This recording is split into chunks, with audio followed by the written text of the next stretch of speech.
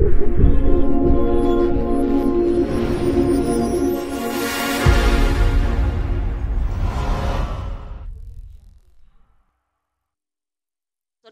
hari ini saya akan membahas tentang our identity ya, tentang identitas kita saudara.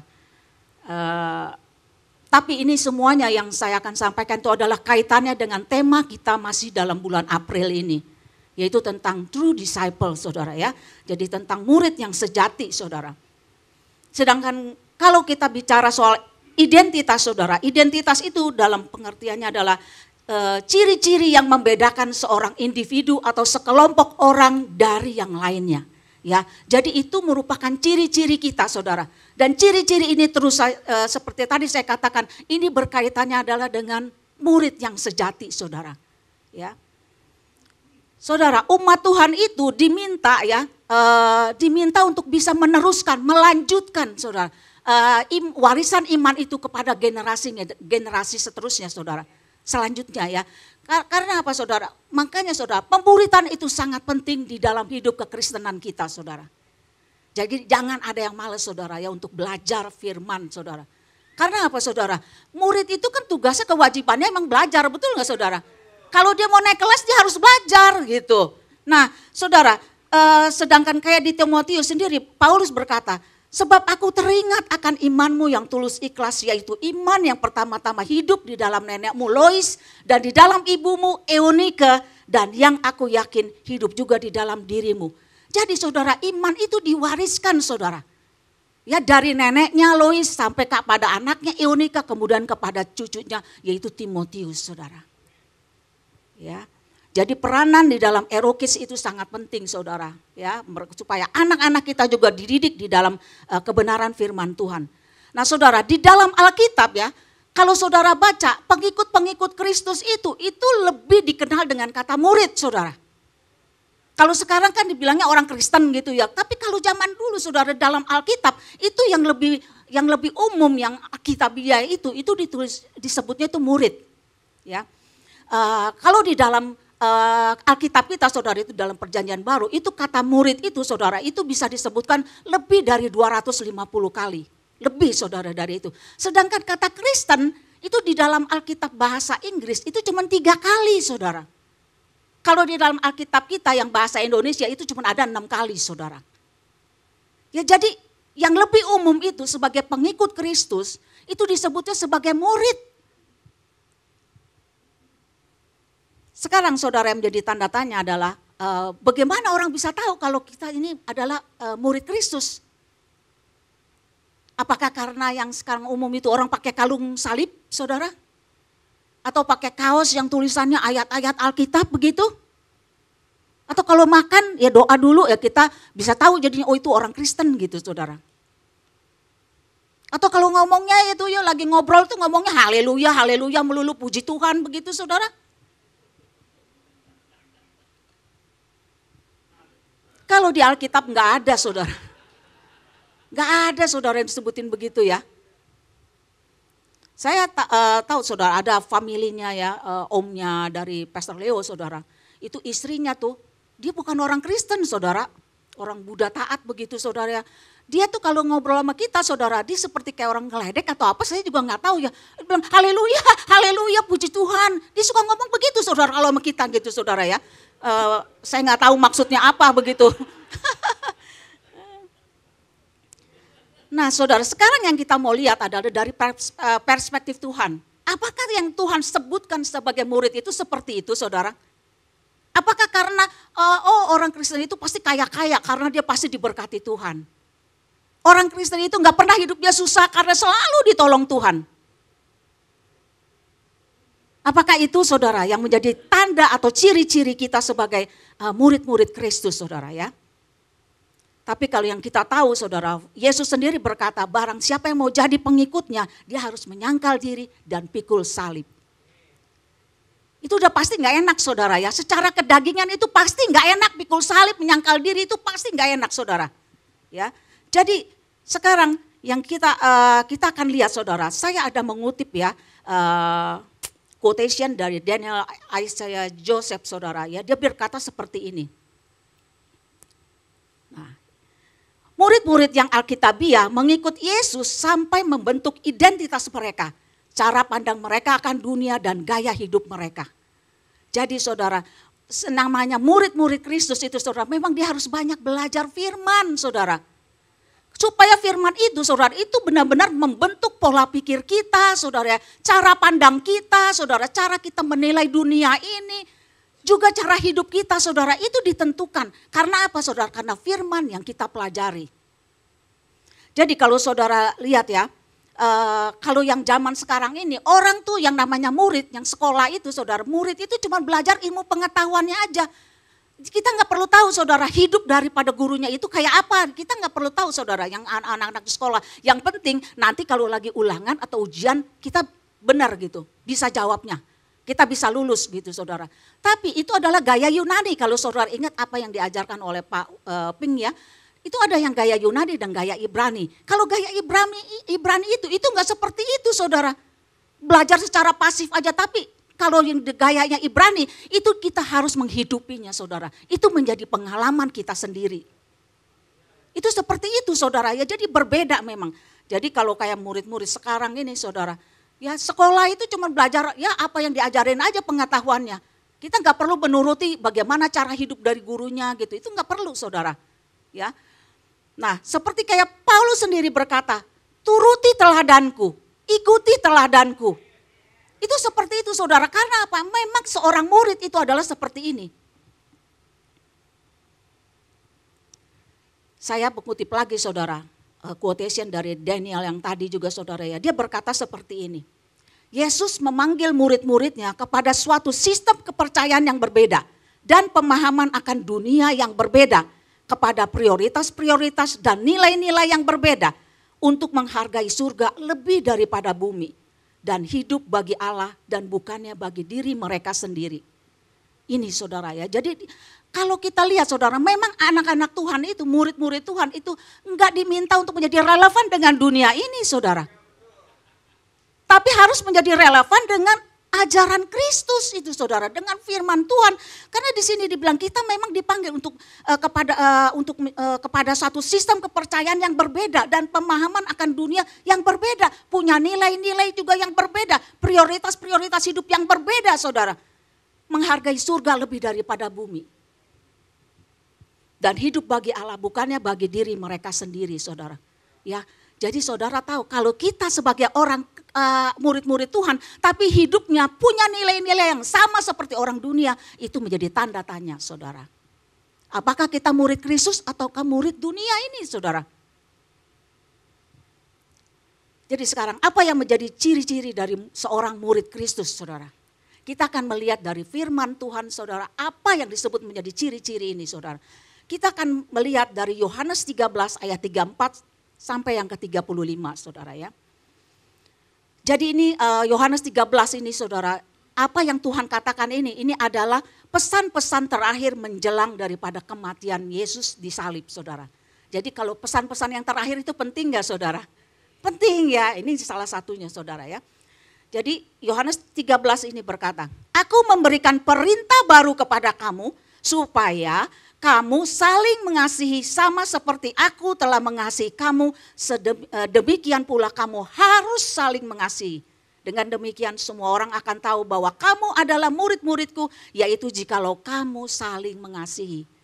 Saudara, dalam 2 ayat ini aja saudara, Yohanes mengulang 3 kali saudara untuk saling mengasihi.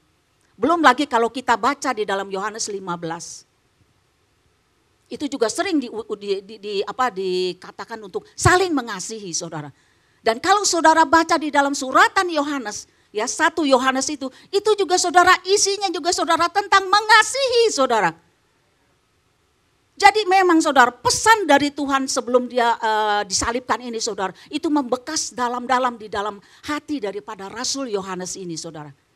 Sehingga dia saudara sampai dikatakan bahwa ada yang berkata bahwa itu suratan Yohanes itu 1 Yohanes itu merupakan katanya komentari daripada ini saudara, ayat ini Yohanes 13 ini.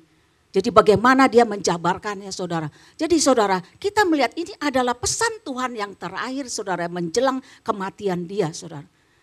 Nah, sekarang saya akan membahas 2 hal saudara ya. Ini enggak Enggak di ini saudara. Sebenarnya saya garis saudara. Jadi saya akan membahas dua hal. Yang pertama adalah perintah baru. Kemudian yang kedua adalah semua orang akan tahu bahwa kamu adalah murid-muridku. Yaitu jikalau kamu saling mengasihi. Kita akan lihat dulu pertama. Perintah baru saudara. Suatu saat ada seorang Farisi yang ahli dalam hukum Taurat menguji Yesus dengan pertanyaan. Ini dari Matius saudara ya, Matius 22. Guru, hukum manakah yang terutama dalam hukum Taurat?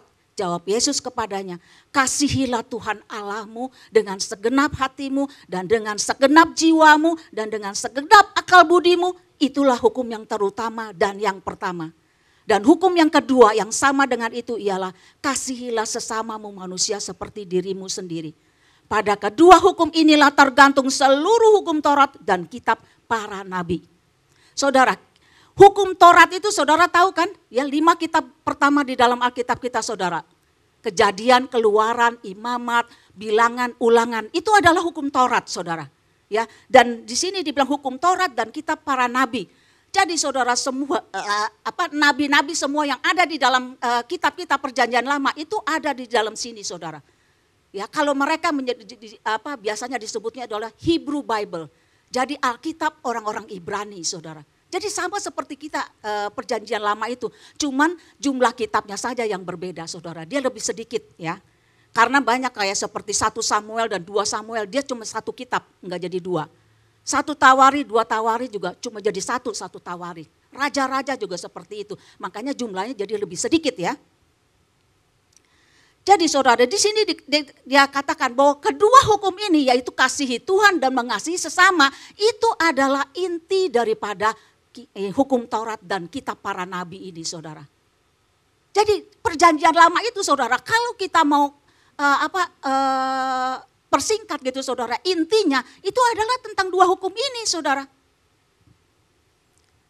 Makanya saudara, waktu di dalam Matius 5, Yesus berkata seperti ini, janganlah kamu menyangka bahwa aku datang untuk meniadakan hukum Taurat atau kitab para nabi. Aku datang bukan untuk meniadakannya, melainkan untuk menggenapinya. Karena apa saudara? Karena kasih itu adalah tema pengajaran yang banyak diajarkan oleh Tuhan Yesus saudara. Kasihnya yang tulus dan murni terhadap jiwa-jiwa merupakan kualitas yang menjadi daya tarik yang utama. Orang saudara ya, nama orang Farisi yang tahu hukum Taurat itu saudara, mereka itu saudara menjauhi itu orang-orang yang berdosa.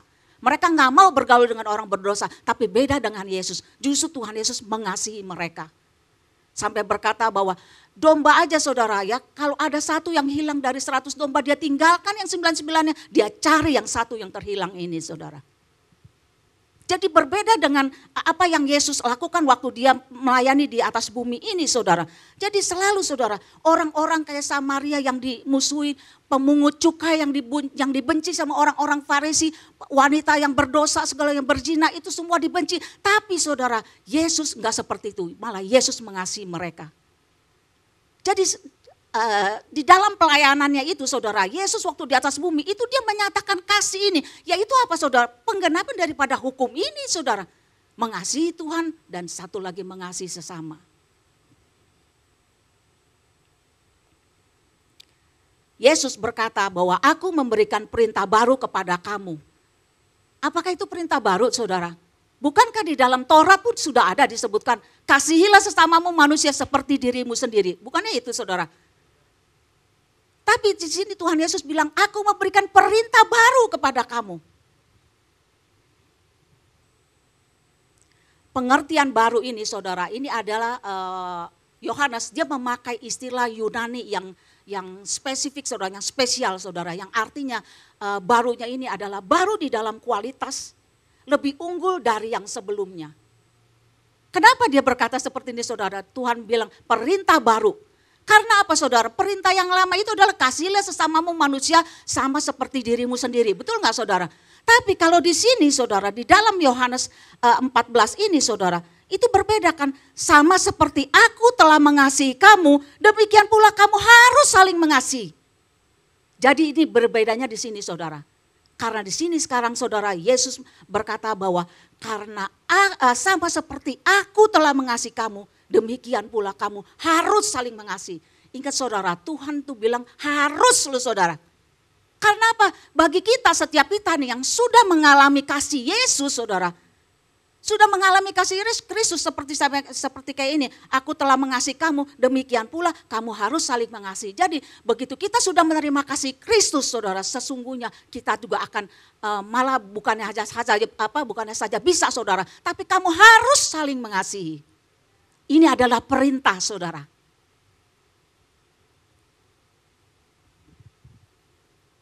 Kalau dulu, saudara, kasih itu, mengasihi sesama itu, saudara, lebih kepada kemampuan manusiawi kita, saudara, untuk bisa mengasihi ya di dalam kalau di dalam perjanjian lama itu, saudara. Jadi dengan kekuatan tekad, kemauan kita yang teguh, saudara, untuk kita mau mengasihi, menuruti apa yang menjadi perintah Tuhan.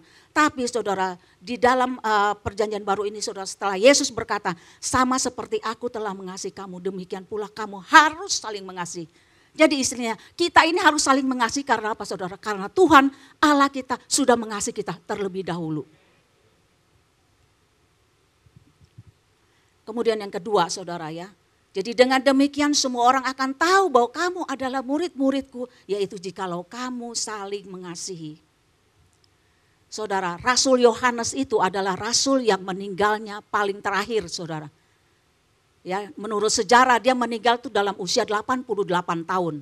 Saya nggak tahu benar apa enggaknya ya. Nah, dia sampai dia udah tua, saudara, dia masih aja, saudara, mengajarkan orang untuk kalian itu harus saling mengasihi satu dengan yang lain. Sering dia ngomongin begitu melulu sampai ada salah satu muridnya yang bertanya kepada dia, kenapa sih kok ngomongnya ini melulu, suruh saling mengasihi satu dengan yang lain begitu. Rasul Yohanes cuma jawab satu, saudara. Kalau engkau sudah melakukan ini, itu sudah cukup, katanya dia bilang. Karena apa, saudara? Ya itu memang kan inti daripada hukumnya mereka, Hebrew Bible-nya ini, Alkitabnya mereka, itu adalah mengasihi Tuhan dan mengasihi sesama. Jadi Rasul Yohanes itu seperti itu, saudara. Kalau dulu saya pernah waktu tahun lalu saya berkata tentang dari 1 Korintus 13, saudara ya. Di sana dikatakan kan, sekalipun aku dapat berkata-kata dengan semua bahasa manusia dan bahasa malaikat. Sekalipun aku mempunyai karunia untuk bernubuat dan aku mengetahui segala rahasia dan memiliki seluruh pengetahuan. Dan sekalipun aku memiliki iman yang sempurna untuk memindahkan gunung. Dan sekalipun aku membagi-bagikan segala sesuatu yang ada padaku. Bahkan menyerahkan tubuhku untuk dibakar. Tetapi jika aku tidak mempunyai kasih, sedikit pun tidak ada faedahnya bagiku.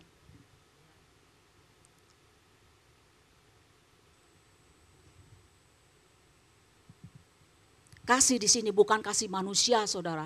Yang bisa dilakukan oleh orang-orang lain, orang-orang yang di luar Tuhan, saudara ya. Tapi di sini adalah kasih agape. Jadi kasih yang apa, saudara? Yang kasih yang kita bisa hidupi, kita jalankan, saudara. Oleh karena Allah sudah mengasihi kita dulu. Jadi kita bisa mengasihi oleh karena kita sudah menerima kasih Allah itu di dalam hidup kita, saudara. Jadi itu yang membedakan, saudara. Yesus sendiri berkata, di luar aku kamu tidak bisa berbuat apa-apa. Jadi saudara, bukankah kita sebenarnya di luar Kristus masih bisa melakukan apa-apa gitu, saudara. Tapi Tuhan bilang itu tidak ada di dalam penilaian dia, saudara. Itu tidak ada di dalam jadi kategorinya dia, saudara. Ya Yesus itu apapun yang dilakukan itu harus dilakukan di dalam dia. Saat Yesus masih hidup, saudara, setiap orang bisa tahu loh siapa muridnya Yesus, siapa yang cuma simpatisan aja, siapa yang bukannya murid Yesus, saudara. Karena apa, saudara? Waktu Yesus hidup di bumi itu, orang yang menjadi murid-murid dia, pengikut dia, itu akan mengikuti dia kemanapun dia pergi. Secara fisik, saudara ya. Jadi benar-benar kayak murid-murid kan, saudara lihat kan, Yesus kemana itu, ya dia ikut, saudara. Tuhan juga mengajarkan secara personal kepada murid-muridnya ini, saudara. Jadi itu bisa ketahuan, saudara. Nah, dalam Yohanes 13 ini kan Tuhan berpesan menjelang kematian dia disalib, saudara. Jadi keberadaan dia secara fisik udah gak bisa lagi, saudara. Mereka gak bisa lagi mengikuti Yesus secara fisik. Makanya Tuhan Yesus sekarang dia memberikan perintah yang baru.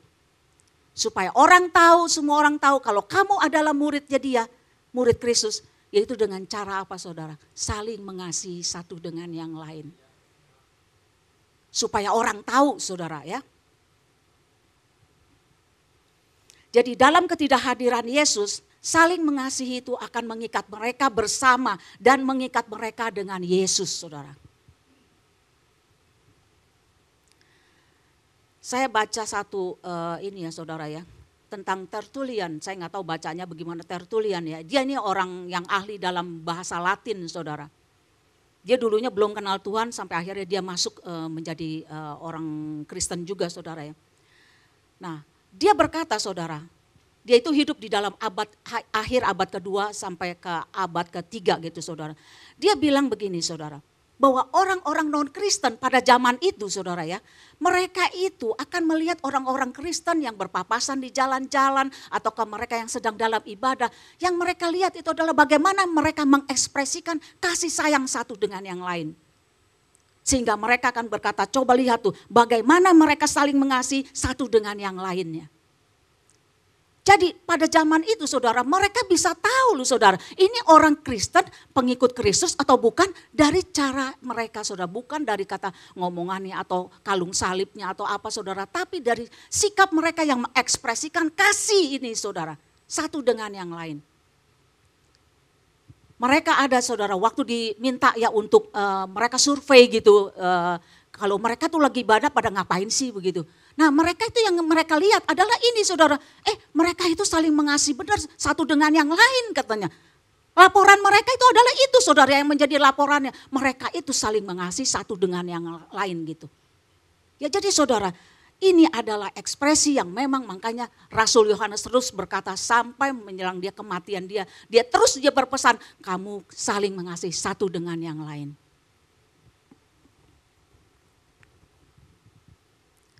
Mengasihi seseorang, saudara, tidak membutuhkan alasan yang rumit, saudara. Kita mengasihi karena Allah sudah mengasihi kita terlebih dahulu. Itu aja, saudara.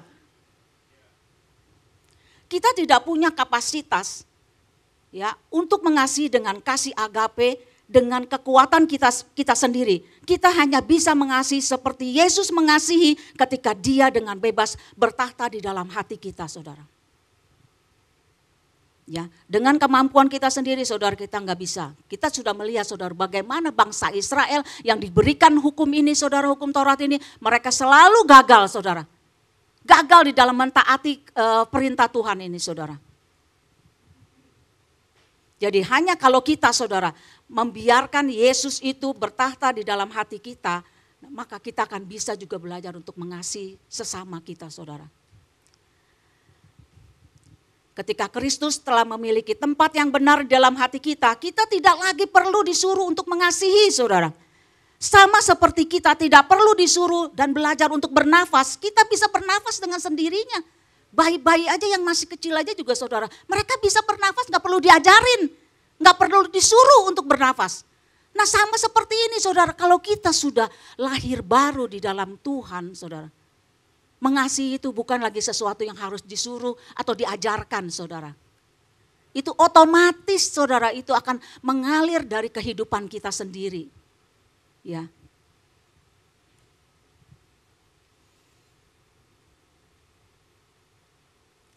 Ketegangan dalam hubungan suami istri, antara rekan-rekan kerja atau teman, hubungan antara sesama saudara kandung, ataukah sesama saudara seiman, umumnya bukanlah disebabkan karena ketidakcocokan atau konflik kepribadian. Tetapi selalu karena masalah dosa yaitu ketidaktaatan kepada perintah baru Tuhan Yesus untuk saling mengasihi.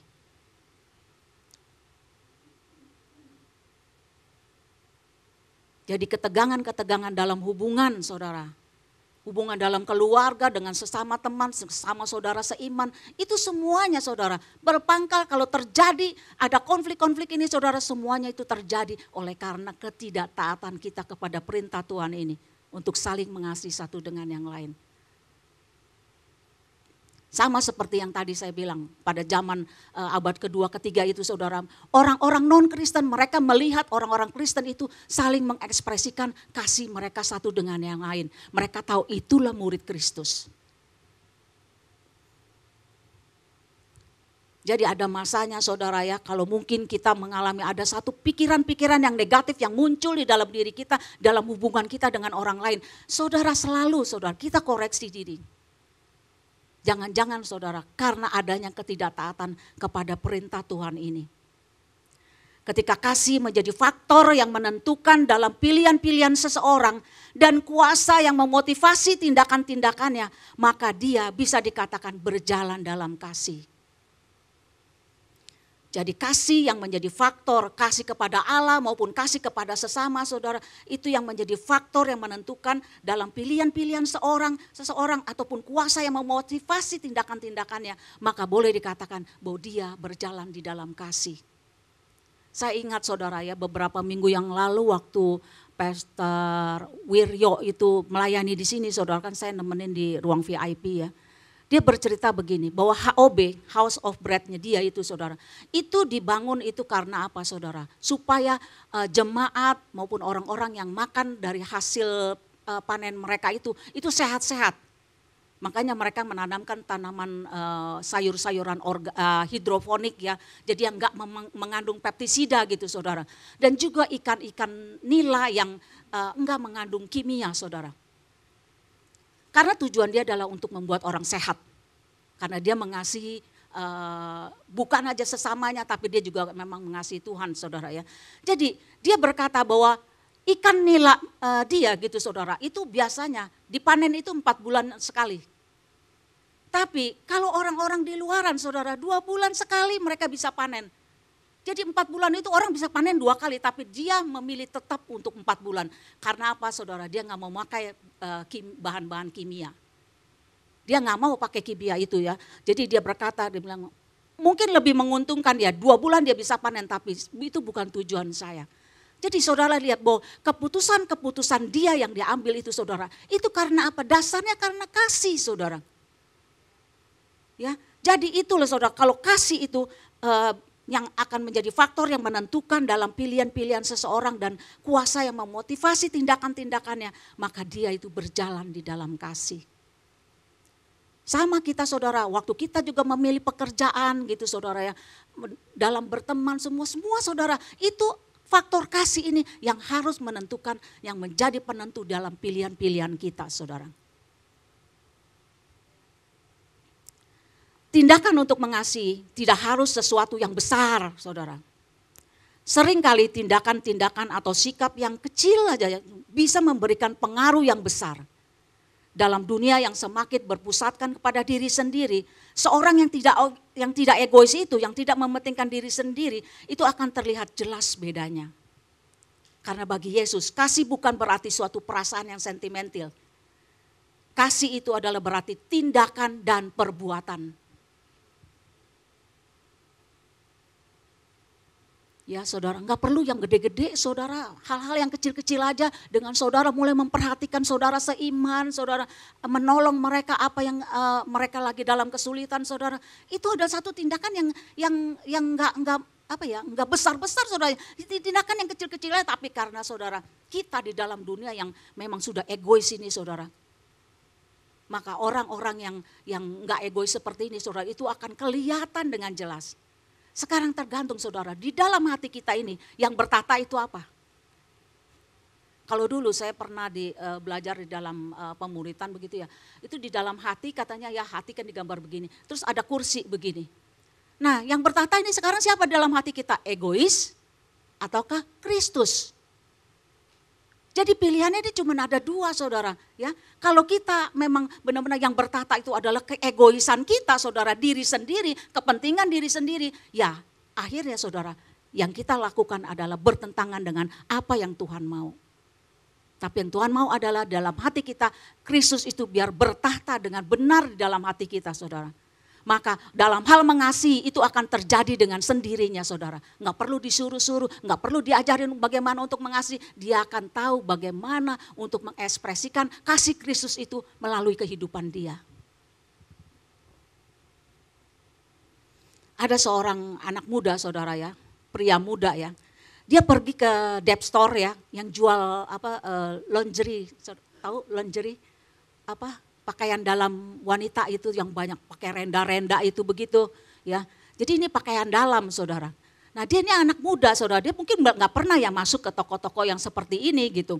Nah waktu itu dia masuk, dia lagi mau ke sana, dia lagi mau beli ini saudara, buat hadiah buat mamanya gitu. Dia mau beliin lingerie ini gitu ya. Jadi bukan karena dia ini punya transgender gitu saudara ya, bukan ya. Tapi karena memang dia lagi mau beliin mamanya hadiah. Nah akhirnya saudara dengan bisik-bisik, dengan pelan-pelan dia bilang kepada pelayannya ini saudara. Saudara tahu kan lingerie? Ya kalau para wanita pasti tahu ya. Kalau suami-suami yang nggak tahu tanya aja sama istrinya nanti pulang tunjukin ya. Atau lihat di Google saudara.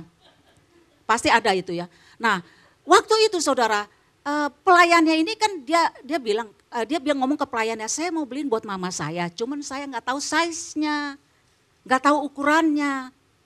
Nah pelayannya ini saudara, dia bilang ke si anak muda ini ya. Sekarang kamu ceritain aja, mamamu itu kurus apa gemuk, tinggi apa pendek, atau apa aja lah gitu yang bisa membantu dia untuk memilihkan size yang tepat buat mamanya. Terus tuh anak muda bilang, oh mamanya dia tuh hampir sempurna dia, kata dia bilang begitu. Nah waktu dia bilang begitu akhirnya kan kalau kurus kan dia bisa bilang kan kurus, kan kalau gemuk kan gemuk. Jadi ini pelayannya ini ambil yang ininya, pasti ini size-nya medium nih. Dia kasih yang size medium saudara. Tapi beberapa hari kemudian mamanya balik lagi saudara ke Dep Store ini. Ke bagian ini dia minta katanya, saya tolong dong saya mau ganti size katanya, dia bilang gitu. Size-nya yang gedean, ini gak muat buat dia katanya. Berarti saudara mamanya tuh kan gemuk ya. Tapi saudara di mata anaknya yang mengasihi mamanya ini, dia lihat mamanya itu hampir sempurna. Jadi saudara, kondisi fisiknya dia itu, mamanya itu yang gemuk itu dia nggak lihat ke situ saudara. Tapi yang dia lihat adalah mamanya ini hampir sempurna. Jadi kita melihat saudara ya bahwa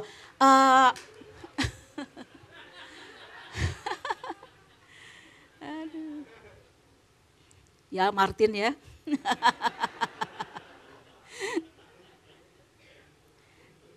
Jadi saudara, kalau kita memandang orang dengan mata kasih saudara ya, itu kita akan enggak berfokus kepada kesalahan-kesalahan dia, kepada kekurangan-kekurangan dia, itu enggak saudara. Tapi yang dia lihat itu adalah bisa menerima orang itu apa adanya saudara.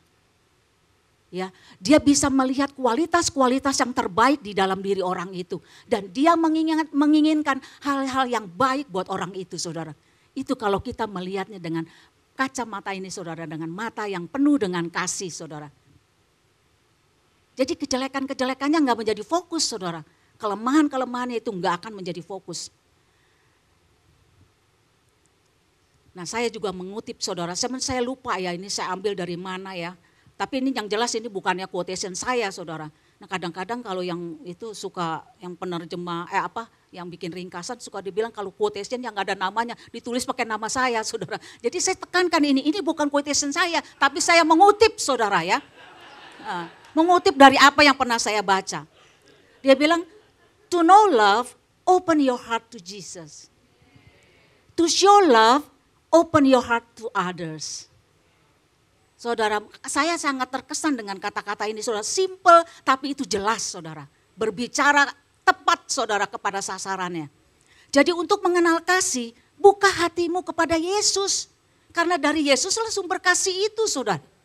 Kemudian dibilang untuk menunjukkan kasih, untuk mempraktekkan kasih, mengaplikasikan kasih itu, buka hatimu kepada orang-orang lain. Jangan kepada diri sendiri saudara. Tunjukkan itu kepada orang-orang lain. Mereka yang membutuhkan saudara. Uluran tangan kita. Ekspresi kasih kita kepada orang lain saudara.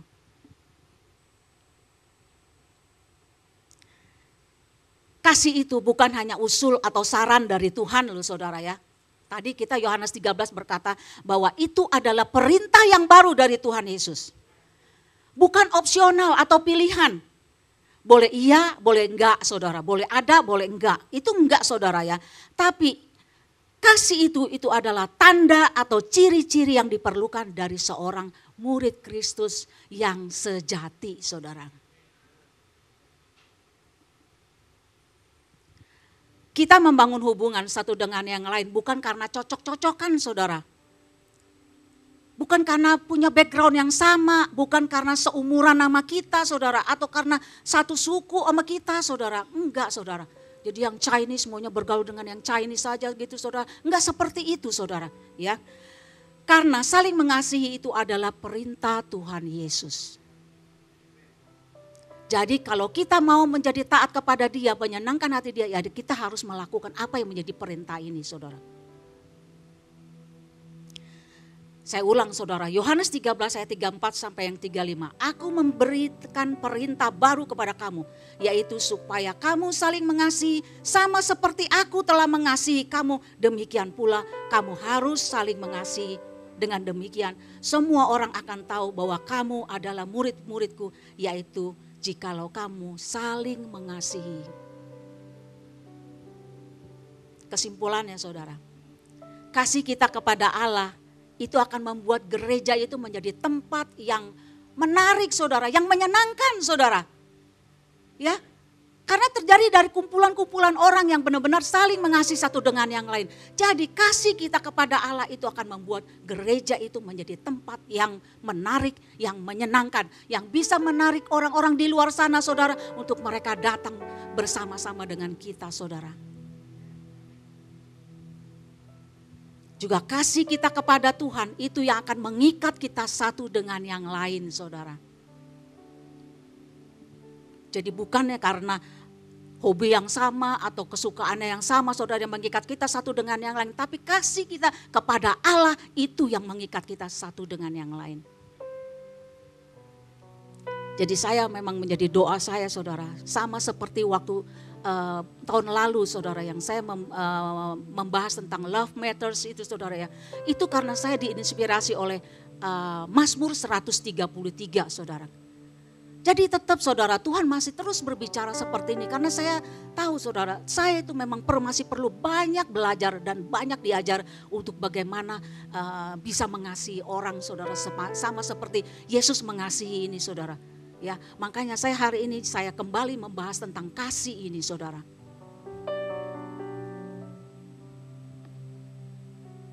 Mazmur 133 itu kan yang bicara tentang bagaimana bahagianya saudara ya. Kalau kita sesama saudara seiman itu rukun satu dengan yang lain. Biarlah itu juga saudara yang menjadi yang terjadi di dalam gereja kita ini. Supaya orang-orang saudara bisa melihat bahwa gereja itu memang benar-benar tempat di mana mereka bisa menerima kasih Allah. Hidup mereka bisa dipulihkan di dalam rumah Tuhan ini saudara.